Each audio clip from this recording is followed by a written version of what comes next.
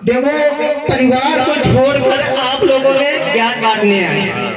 हर किसी के बस की बात नहीं। शिक्षा तो सबके पास होती है, मगर स्कूल में हम फीस भरते हैं 50,000, 40,000, 10,000, जितनी भी फीस भरते हैं, वहाँ ज्ञान प्राप्त करने जाते हैं। तो हम यहाँ पैसे लगाते हैं, तो ज्ञान प्राप्त करने के लिए हम पैसे लगाते हैं। और जब पैसे लगाए गए हैं तो उस ज्ञान को ग्रहण करो। बाबा साहब अम्बेडकर के पास सिर्फ शिक्षा थी। शिक्षा के आधार पर जीवन को बदला, अपनी आर्थिक स्थिति को बदला। और मैं भी बात रखता हूँ, समाज में जन्मे सभी महापुरुष नमन करता हूँ। करुणा के सागर, दया के भंडार, समता, समानता, मैत्री, मानवता, श्री सदाचार, प्राणिक उपकार, सत्य, हिंसा, बहुजनता, बहुजन सुधार और राज्य प्रज्ञा समाधि का पाठ पढ़ाकर विश्व को ज्ञान का दिया दिखाने वाले युग पुरुष, युग दृष्टा, युग प्रवर्तक, महाकामी तथा बुद्ध के चरणों में मैं सुशील कुमार कोट कोट नमन करता हूँ। साथ ही साथ बहुजन के विधाता, हम सबके मुक्तिदाता, वंचितों के ढाल, ज्ञान का मिसाल, नारी उद्धारक, समाज सुधारक, इतिहास के बाती किताबों के साथ ही निडर निर्भीक की धैर्यवान, उच्च कोट के विद्वान, symbol of knowledge, leader of goal में, अर्थशास्त्र के जानता, महान शिल्पकार, नरवर्ती के नाशक, भूत के उपासक, जागरूकता के बैरी, इंसानियत के पहले, वर्तमान और भविष्य की आवाज, कानून के ज्ञाता, संविधान निर्माता बाबा साहब अम्बेडकर को नमन करता हूँ। साथियों, इतने महापुरुष हैं, अगर हम नाम उनका गिनाएंगे तो काफी समय लग जाएगा। पर सीधा मुद्दे में बात करता हूँ। हम सभी से कहता हूँ कि आधी रोटी कम खाइए, पर बच्चों को स्कूल जरूर लेकर जाइए, क्योंकि उनके जीवन में शिक्षा उतनी जरूरी है जैसे कि हमारा अंग है वो खाना से चलता है, और हमारा जीवन है वो शिक्षा से चलता है। बाबा साहब ने बहुत बड़ी मीनार झेल ली है, और उनके जीवन में इतनी सारी बाधाएं आई, पर उन्होंने संघर्ष करना नहीं छोड़ा।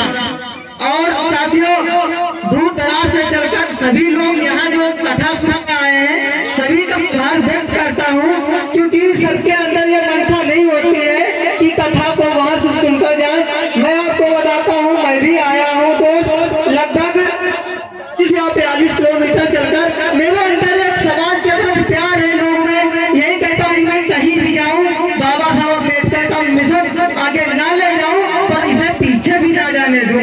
तो हमारे साथी और हमारे गाइड करते हैं, जो हमें प्रेरणा देते हैं, जिनसे मुझे सीख मिलती है, वो मंच पे उपस्थित नहीं है। DL भारती जी, उनके चरणों में श्रद्धा के समक्ष अर्पित करता हूँ। साथियों, बाबा साहब ने कहा था कि शिक्षा एक झरने का दूध है कि जो पिएगा वो दहाड़ेगा। शिक्षा एक जीवन का अस्तित्व है। अगर शिक्षा आपके जीवन में नहीं है तो आप छोटी से छोटी चमड़ी से हार जाओ। अगर आपके पास शिक्षा है तो आपको मोटी से मोटी चमड़ी हिला नहीं पाएगी। शिक्षा को ग्रहण करके DSP, SSP, IAS, doctor, engineer, collector, मुख्यमंत्री, विधायक, सांसद बन सकते हो। बाबा साहब की उंगली का इशारा यही हमें दर्शाती है। साथियों, बाबा साहब ने तो बहुत संघर्ष किया। अगर हम बताएंगे पूरी रात न पड़ सकती है, मगर यहाँ पे कथा चल रही है तो लोग कथा को भी सुनने आए हैं। तो मैं एक बात और कहना चाहता हूँ कि जब हमारे समाज को उस वक्त शिक्षा की जरूरत थी, तो सबसे पहले आ गई दारू। दारू उनके घर में है तो मार्केट जाए, पहले पौवा पीते हैं और बाद में सड़ी गड़ी सब्जी बटोर कर उसे घस ले जाते हैं। बाद में बीवी कहती है, ये तुम क्या लाए हो? तो कहते बाजार खत्म हो गई थी, हम आए हैं, यही मिला है, बनाओ। अपना तो पौवे में मस्त है और 20 रुपए का चकना भी ले लिए, और बीड़ी भी लिए। अब कहते गुटखा खाने का मन हो रहा है, गुटखा खा लूं। तो ये बताओ, परिवर्तन भाई कैसे होगा?